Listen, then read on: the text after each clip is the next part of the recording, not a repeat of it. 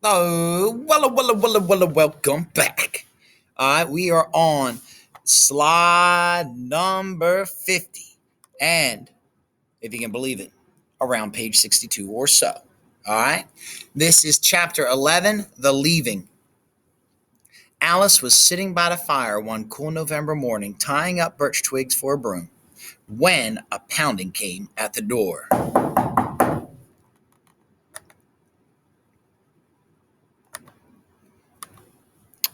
Jane opened the door to Matthew Blunt, whose mother was about to have another baby and wanted Alice to come and help. By the bones of St. Polycarp, who is Alice? Bellowed the midwife. The boy jerked his head towards Alice. Her, your apprentice. My mom said Alice helped her sister Joan, the bailiff's wife, when no one else could, and so she'll have no one but Alice. Her? The dung beetle? The midwife quivered in disbelief. You are asking for her, who knows nothing and fears to try, and does not only what little I bid her, and that none too well? She cracked Alice on the cheek. Psh! My mum will have no other, repeated the boy.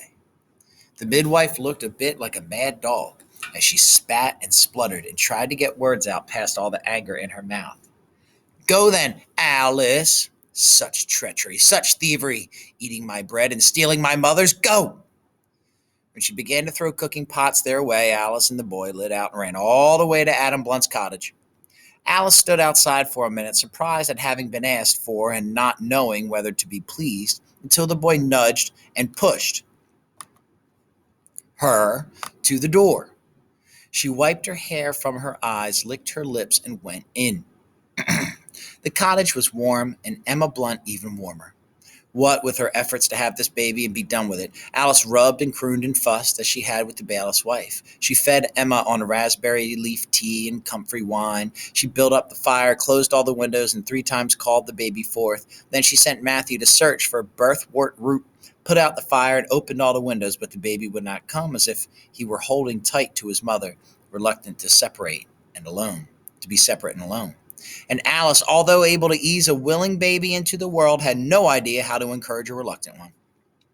So as the day passed from morning to midday, and Emma tossed on her tumbled linen, and still there was no sign of a baby, Alice, doubtful and uncertain, without the midwife or at least Will Russet to tell her what to do, and unwilling to get herself or Emma into trouble, stood back from the bed and said, I cannot do it.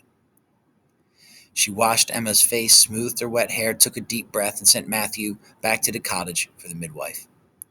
Emma and the unborn baby rested from the morning a struggle, so all was quiet until the midwife roared in like wind before rain, blasting everyone out of her way as she set about attending to mother and babe.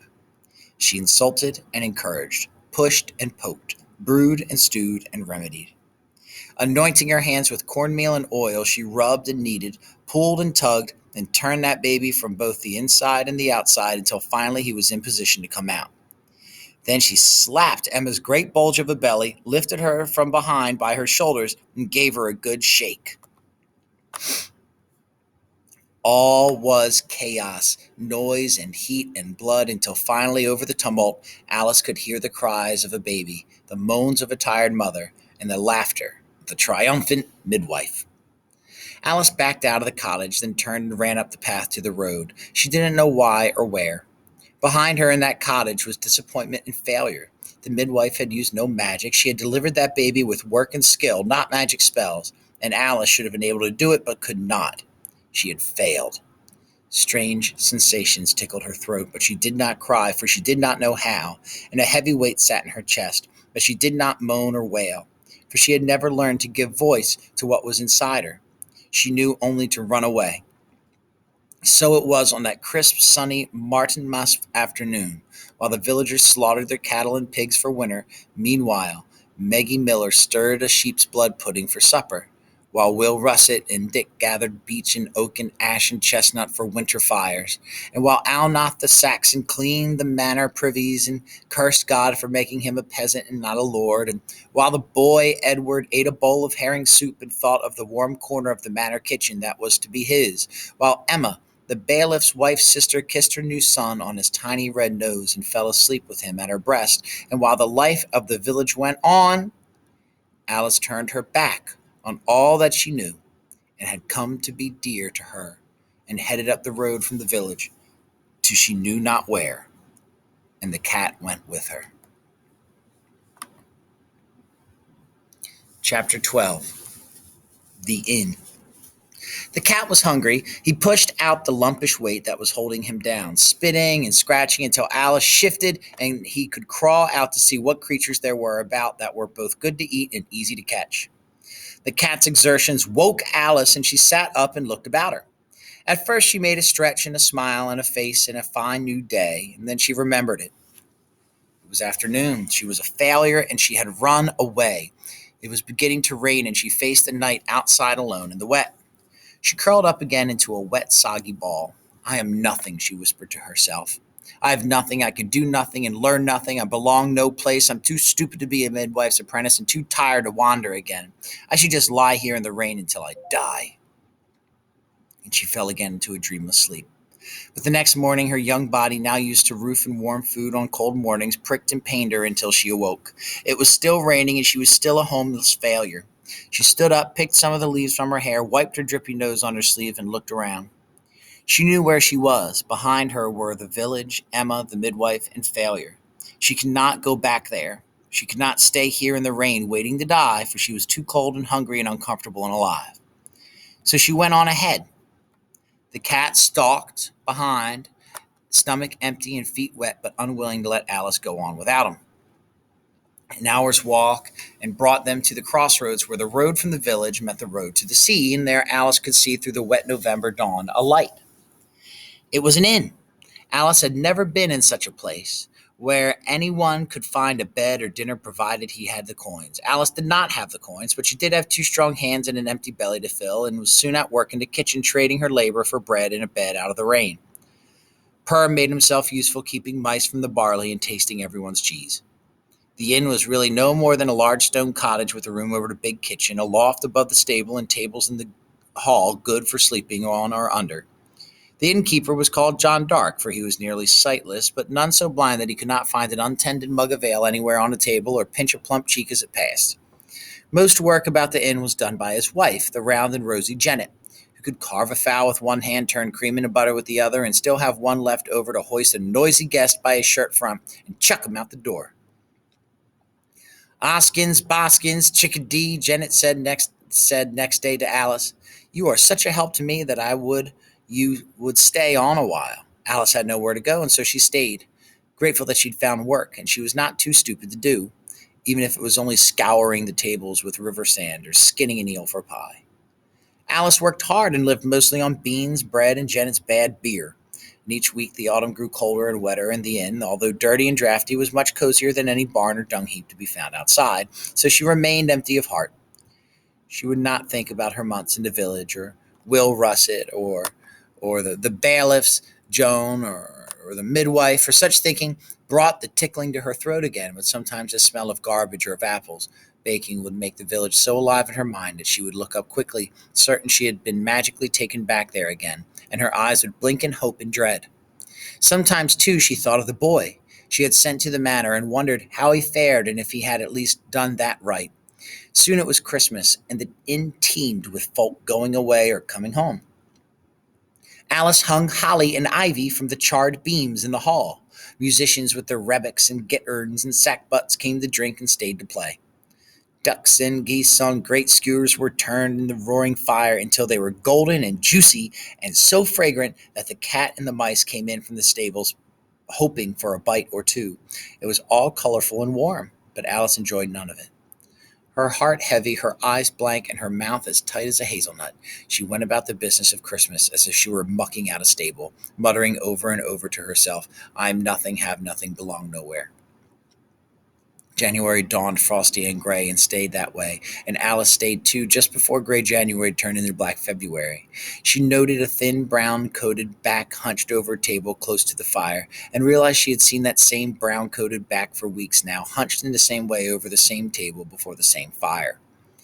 Alice began to watch the man, not knowing he had long watched her, and wondered what could be so blight a person so young.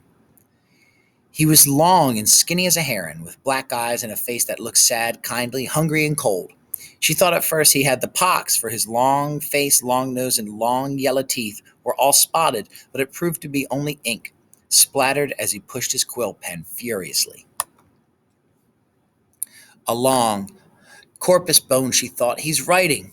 That is a man who can write. She kept her eyes down as she served him his bread and ale, and barely daring even to breathe the same air, she who was too stupid to be a midwife's apprentice. While they watched the big sow drop 7 piglets one dark afternoon, Janet told Alice about the brown-coated man. Magister Reese, it was said, was a renowned scholar. Staying at the inn for the winter, he was working off his room and board by keeping accounts and penning letters for guests while he finished writing what was rumored to be a great and holy book. Alice studied the man. She noted that John Dark liked to sit near him, for he was careless of his ale, and that Janet made sure to give him the smallest portion or the toughest meat, for he ate what he was given and never complained. That he never scolded Tam, the kitchen boy, who'd been kicked by a horse and was not right in the head, even when Tam spilled beer or bacon fat on his papers, and that only the geese seemed awed by him, scattering hurry-scurry when he entered the inn yard lest another tail feather go for a quill pen. Alice took to sweeping that corner of the floor more carefully and scrubbing that end of the table more frequently, hoping to see what he was writing and what it might look like, for her curiosity overcame at last even her bleak despair. After a while, he tried to speak to her, but she could only clutch tighter to her broom and sweep furiously in silence, so instead he took to talking to the cat. This, puss, he said, shifting the sleep animal off the page he was writing, is my masterwork, an encyclopedic compendium I call the Great Mirror of the Universe, wherein you can find reflected all the world's knowledge collected by myself, Magister Richard Reese, M.A., and dedicated to his ampleness the Bishop of Chester, so called, for he is ample in all the world's virtues, or C. How I can make the ink blacker by mixing soot with the boiled oak galls, or this cat, this is a P, as in puss or pork or plum pudding, or the letter S must be made just so, so never thick or wiggly or with an extra curve at the end, but just so. The cat listened carefully, although sometimes he lost patience with the tutoring and began to bite at the tantalizingly moving pen. And Alice, too, listened so that he learned some letters as the cat learned. She liked best the O, the D, and the G, for they looked friendly. Z seemed mean, X wicked, and W always made her yawn. Q was by far the most beautiful, she thought, even if it could not stand alone and must be accompanied everywhere by the compliant U. Sometimes at night, when the cat's belly was full and he had no need to prowl about looking for supper, he let Alice cuddle him against her as they went to sleep and tell him more about what she had learned that day. How A began Alice, and apple, and ark, when to put a tail on the S, and what letters might be made to spell purr, even though he must, she thought, know that these things as well as she. During the day, when not boiling or sweeping or chopping or skinning, she wrote letters in front of the woodpile with a twig, scraped them into the soot of the chimney wall with the handle of the broom, and stuck her fingers in the mutton soup and wrote them on the table in the kitchen. At night, she found them written out in stars in the cold, clear sky. Once Alice knew all of the letters and number of combinations, Magister Reese began teaching the cat words, reading aloud bits of wisdom from his great encyclopedia. And as a result, Alice heard about the heavenly planets circling the earth in hollow, transparent spheres, and about the great empire of the Romans that once stretched all the way to Britain, and about the faraway island of giant ants who walk upright and mine for gold. She learned about the 4 humors that govern the body, and how to plant corn by moonlight and where the antipodes are, and he still had not said a word to her. Then one day he threw away a page he had ruined with an ink blot. Alice snatched it up and stuffed the stiff vellum into her bodice, and each night before she blew out the candle, she would labor over the page, picking out letters and sometimes even words that were familiar to her. One showery afternoon, when the raindrops sparkled like fairy dew on the new green leaves, Magister Reese sat dreaming over his mug of Janet's thin, bitter ale. Winter was nearly over, and his book far from finished. What was he to do next? Should he stay or go? What do I want to do? He asked himself, spying Alice sweeping her way toward him. He asked her, what do I want? Then pointedly, and what, in-girl, do you want? Alice stopped still, and she thought just to sweep away, but the shock of his addressing her directly was lost in that intriguing question. What did Alice want? No one had ever asked her, and she took it most seriously. What do I, Alice, the in-girl, want?